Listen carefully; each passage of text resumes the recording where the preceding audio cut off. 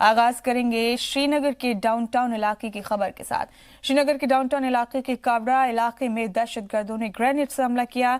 Anne Shahidin के मुताबिक एक मोटरसाइकिल पर सवार 2 दहशतगर्दों ने काबरा में वाक़ सीआरपीएफ पिकेट को निशाना बनाने की कोशिश की, मगर निशाना चूक गया और ग्रेनेड पिकेट से कुछ दूरी पर फटा और इसमें एक मकामी शख्स जख्मी हुआ, जिसे फौरन अस्पताल ले जाया गया, जहां उसकी हालत मुस्तहकम बताई जा रही है। वारदात के बाद सीआरपीएफ और पुलिस की जानिब से इलाके को घेरे में लेकर तलाशी मुहिम चलाई गई, मगर दहशतगर्द जाए वारदात से फरार होने में कामयाब रहे। इस इलाके के सभी एंट्री और एग्जिट पोल्स पर नाका लगा दिया गया है और गाड़ियों की तलाशी की जा रही है। वहीं जम्मू कश्मीर में सिक्योरिटी फोर्सेज ने लश्कर तैयबा के दहशतगर्द निसार अहमद डार को गिरफ्तार कर लिया है। वो पहले कुल्लन गांदरबल में एक तसादुम में बच गया था, जिसमें एक पाकिस्तानी दहशतगर्द मारा गया था। इत्तलात के मुताबिक गिरफ्तार हुआ लश्कर तैयबा का दहशतगर्द निसार हाल ही में एनकाउंटर के दौरान भागने में कामयाब हुआ था। फिलहाल उससे पूछताछ जारी है। साल 2020 में श्रीनगर में किसी दहशतगर्द के पकड़े जाने का ये पहला मामला है। निसार अहमद डार बहावपुरा बांडीपुरा का रहने वाला है। उसे फौज की 13 आरआर और रियासती पुलिस की खुसूसी मुहिम में कामयाबी मिली।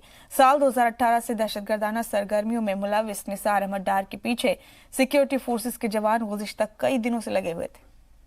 और आपको बता दें कि जम्मू कश्मीर को हिंदुस्तान के दूसरे हिस्से से जोड़ने वाली कौमी शाहराह 44 पर मुसलसल तीसरे दिन रूट ब्लॉक रहा। उधमपुर जिला ट्रैफिक इंस्पेक्टर हरमिंदर सिंह ने कहा कि खुश्क मिट्टी के तोदे गिरने के वाले मलबे को साफ करना मुश्किल नहीं था, लेकिन जैसे उसे साफ किया गया मजीद लैंडस्लाइडिंग हुई और पत्थरों के नीचे गिरने का सिलसिला जारी रहा, जिसकी वजह से सफाई मुश्किल से हुई। कई जगहों पर गाड़ियों की लंबी कतारें लग गई हैं। हजारों की तादाद में वादी जाने वाले और वहां से आने वाले मुसाफिर उधमपुर, रामबन, बनियाल और कांजीगुंड में फंसे हुए हैं। कई जगहों पर मुसाफिरों को पैदल ही अपना सफर तय करना पड़ रहा है। मुसाफिरों के साथ साथ वादी कश्मीर को जरूरी सामान ले जाने वाले ट्रक ड्राइवर भी परेशान हैं। ट्रक ड्राइवर ने बताया कि वो खाने की चीजें जो अपनी ट्रकों में लेकर जा रहे थे वो खराब हो गई है। इंतजामिया रुके हुए मुसाफिरों को राहत पहुंचाने की कोशिश में लगा है। हाईवे को खोलने के लिए नेशनल हाईवे अथॉरिटी के इंजीनियर और मशीनें बड़ी तादाद में काम कर रही हैं। बढ़ते खबरों में आगे, जम्मू में गैर कानूनी तरीके से बसे रोहिंग्या और बांग्लादेशी लोगों के खिलाफ पैंथर्स पार्टी ने एहतजाज किया। इस दौरान गैर कानूनी तरीके से रह रहे इन लोगों को जम्मू कश्मीर की सिक्योरिटी के लिए खतरा बताया गया है।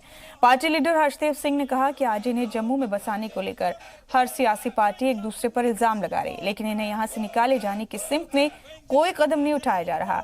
इस मौके पर उन्होंने बीजेपी पर भी निशाना साधा और रोहिंग्या और बांग्लादेशियों को बाहर निकालने की मांग की।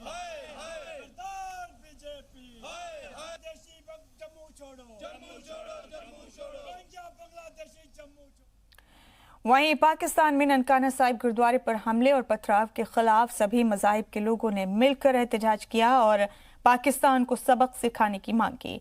इसी सिलसिले में जम्मू में शिवसेना डोगरा फ्रंट के बैनर तले सभी मजहब के लोगों ने एहतजाज किया और इसकी सख्त मजम्मत की। इस मौके पर पाकिस्तान के वज़ीर आज़म इमरान खान के पोस्टर जलाकर नारेबाजी की गई और पाकिस्तान के खिलाफ कार्रवाई की मांग की गई। डोगरा फ्रंट के सदर अशोक गुप्ता ने कहा कि सिखों के मुकद्दस मुकाम पर हमले और उनके मजहबी जज्बात के साथ खिलवाड़ बर्दाश्त नहीं किया जाएगा।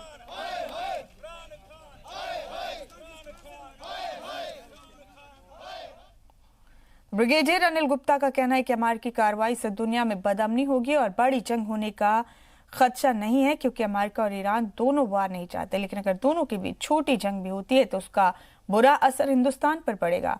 ऑयल और गैस की कीमतें बढ़ेंगी।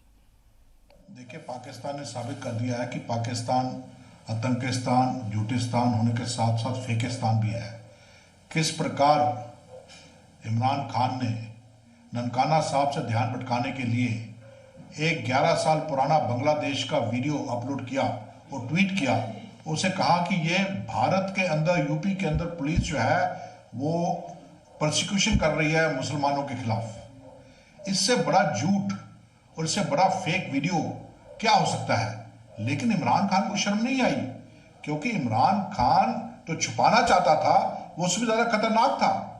ननकाना साहब के अंदर निहत्थे सिखों को गुरुद्वारे के अंदर बंद करके उनके ऊपर पत्थरबाजी की जा रही थी। चेतावनी दी जा रही थी कि ननकाना साहब का नाम बदल दिया जाएगा, सिखों को वहां से खत्म कर दिया जाएगा।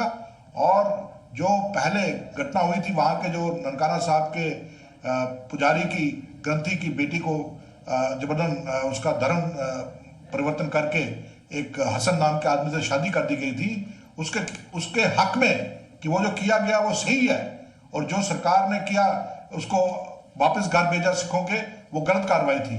देखिए कहां तक जो है पाकिस्तान के अंदर हालात बदल चुके हैं कि पाकिस्तान के अंदर बिल्कुल भी सहनशीलता नहीं है माइनॉरिटीज के लिए, और शरेआम वहां पर लोग चेतावनी दे रहे हैं सरकार को भी और सिखों को भी।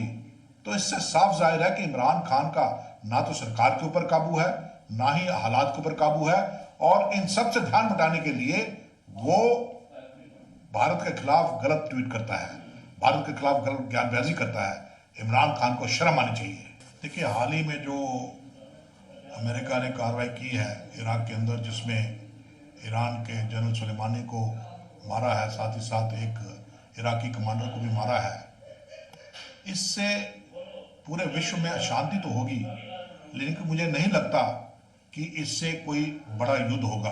बड़े युद्ध का खतरा नहीं है, क्योंकि ना ही ईरान युद्ध चाहता है, ना ही अमेरिका युद्ध चाहता है, ना ही रूस युद्ध चाहता है, और ना ही बाकी देश जो हैं वो युद्ध चाहते हैं।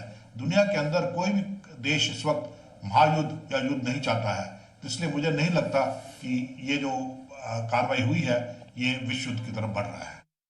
जॉब पॉलिसी बनाने की मांग को लेकर नौजवानों ने रैली निकाली, जो एग्जीबिशन ग्राउंड से शुरू हुई। इस दौरान उन्होंने ज्वेल चौक से आगे जाने की कोशिश की, लेकिन पुलिस ने उन्हें रोक दिया। उनका कहना था कि वो 2009 से जम्मू कश्मीर बैंक की जानिब से शुरू किए गए सर्विस सेंटर में काम कर रहे हैं, लेकिन आज तक उनकी जॉब के लिए कोई पॉलिसी नहीं बनाई गई। उन्होंने जल्द उनके लिए जॉब पॉलिसी बनाने की मांग की। उन्होंने जल्द से जल्द खिदमत सेंटर में काम करने वाले मुलाजिमों के लिए जॉब पॉलिसी बनाए जाने की मांग की और उन्हें बैंक में परमानेंट करने की अपील भी की।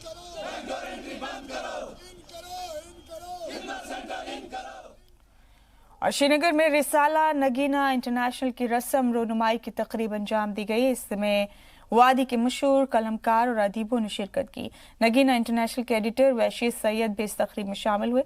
इस मौके पर साबका चीफ जस्टिस बशीर किरमानी भी मेहमान खुसूसी के तौर पर शरीक हुए। इस दौरान नगीना रिसाले की खुसूसियात भी बयान की गई।